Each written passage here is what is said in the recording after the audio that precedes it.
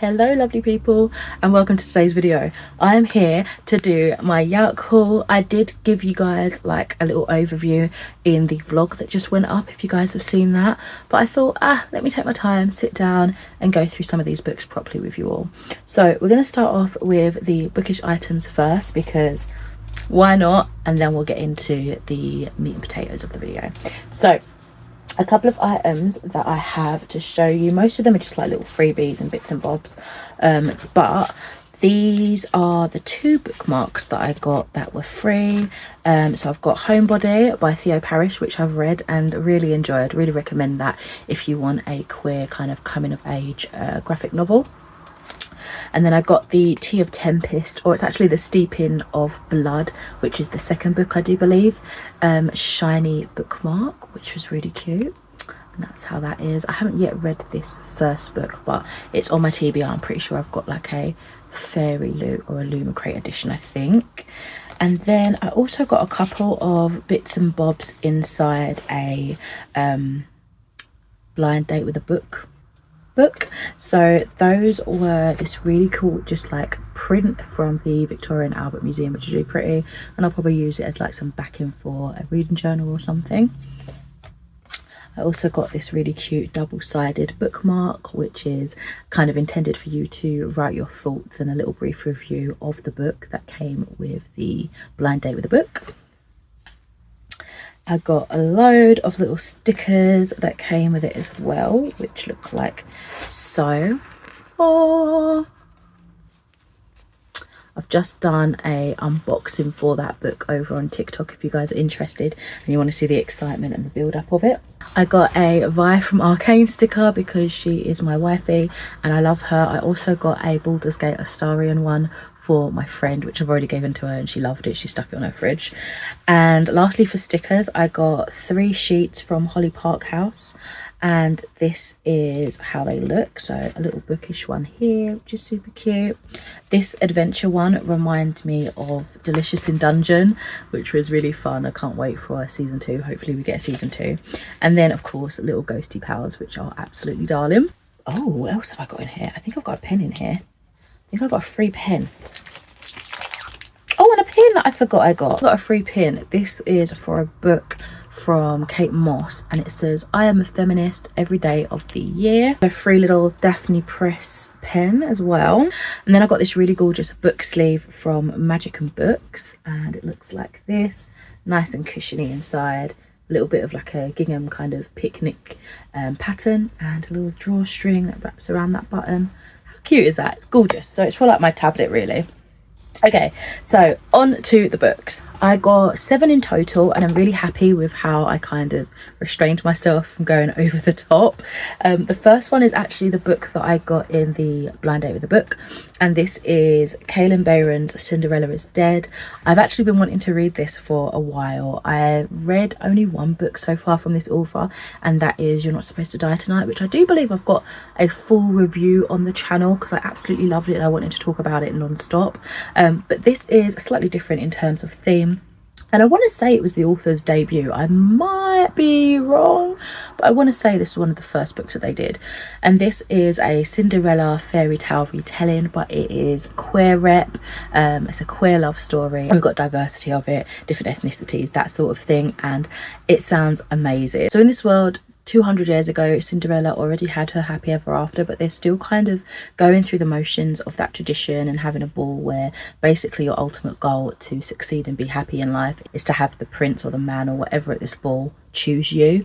But our main character, Sophia, I want to say, yeah, Sophia doesn't want that, and she's equally fretting about the situation because the girl that she's in love with may be chosen too, and they obviously want to be together, right? So she's in this world where society is denying her very existence really, and I think she's trying to break the mold of that, and I'm looking forward for it. very much so. Next up, I've got 2 of the Rick Riordan Presents series of books, and this is where he has like a platform to showcase other people's heritage and fairy tales and stories in that way, rather than, you know, appropriating his own. So I quite like that. This is It Waits in the Forest by Sarah Das, and it is like Caribbean fantasy murder mystery. So it seems like our main character's family has this empire business where they do phony psychic readings for tourists and travelers to St. Virgil on the island.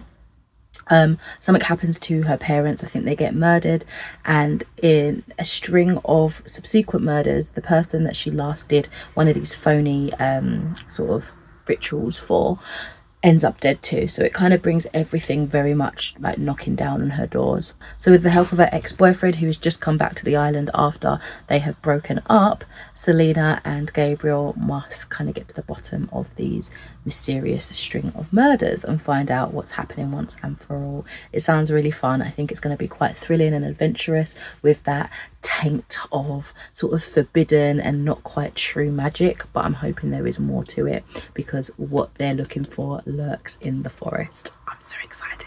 Belle's latest book has come out. This is A Touch of Blood, and I don't really want to read too much about this because I know it's set in the same world as the A Drop of Venom book that she came out with first.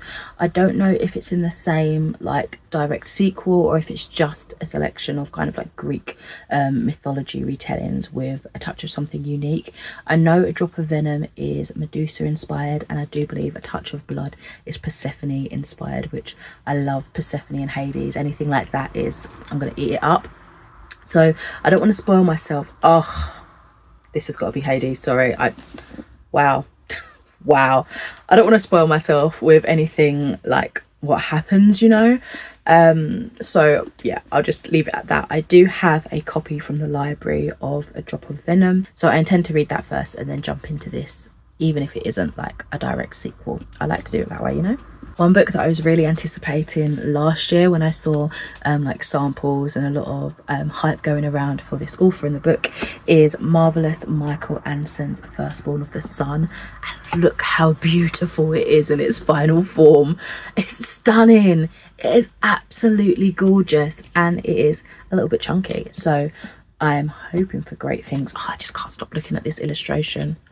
How gorgeous is this cover? So we are set in this kingdom of Aru, and our main character is the only one without magic, and this magic is harnessed from the sun. It takes its powers from the warmth and the light of the sun, right? So she has to hide this from everybody, even her best friend.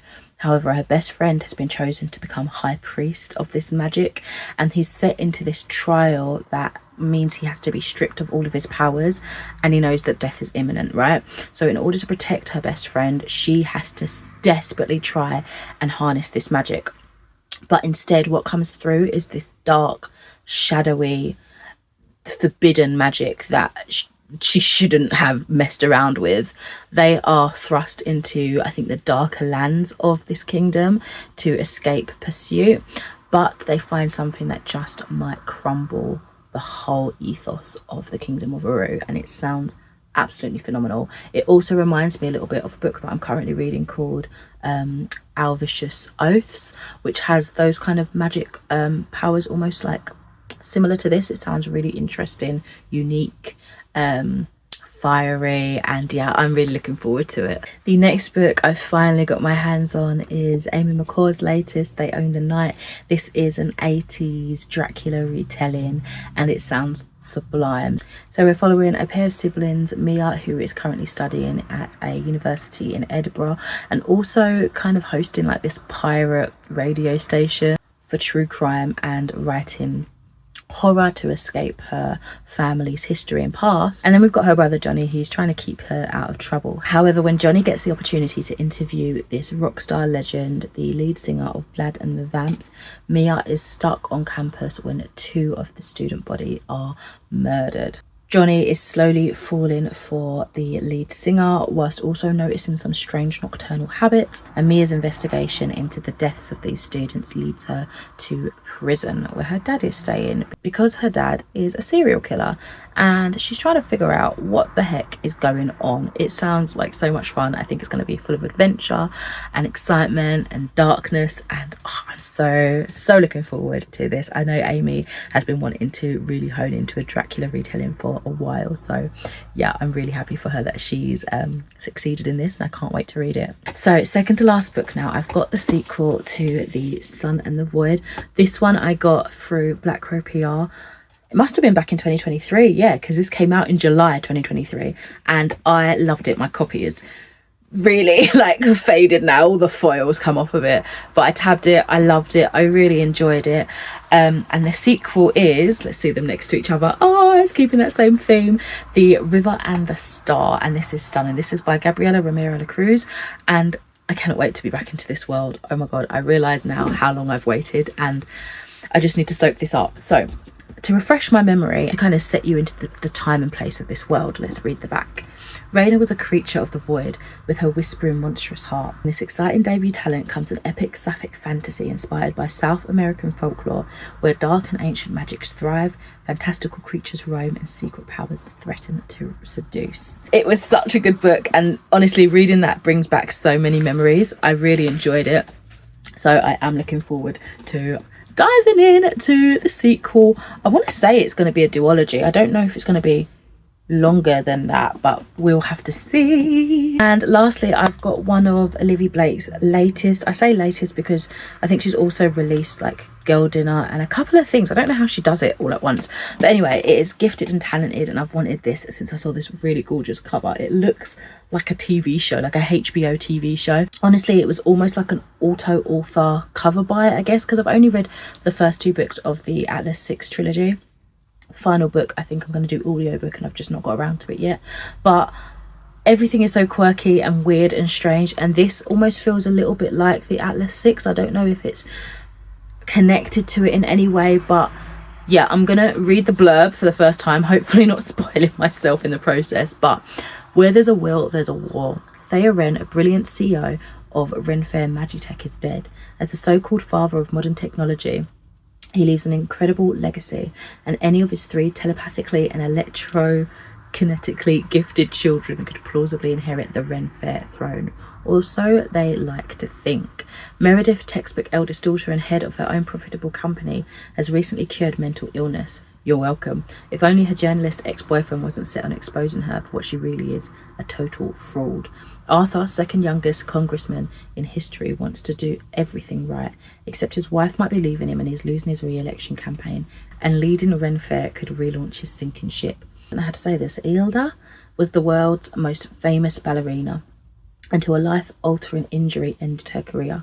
Being chosen to inherit her father's company might finally validate her worth by confirming she'd been his favourite all along. On the pipeline of gifted kid to clinically depressed adult, nobody wins. Yet as they gather to read his final words, which Wren will come out on top? I'm gonna assume none of them. But it sounds like so much fun. I'm hoping I enjoy this. It is definitely sounding like it's going to be complex and schemy and manipulative, and I really enjoyed that from what I've read from the Atlas 6 books. Hopefully we're getting a lot of that in this one, no doubt. Anyway, that is it for my Yalc book haul. Let me know if you guys went over the weekend, if you enjoyed it, what you managed to pick up, what you did, who you saw. Love to hear it. Thank you so much for watching, and I'll catch you in another video soon. Bye.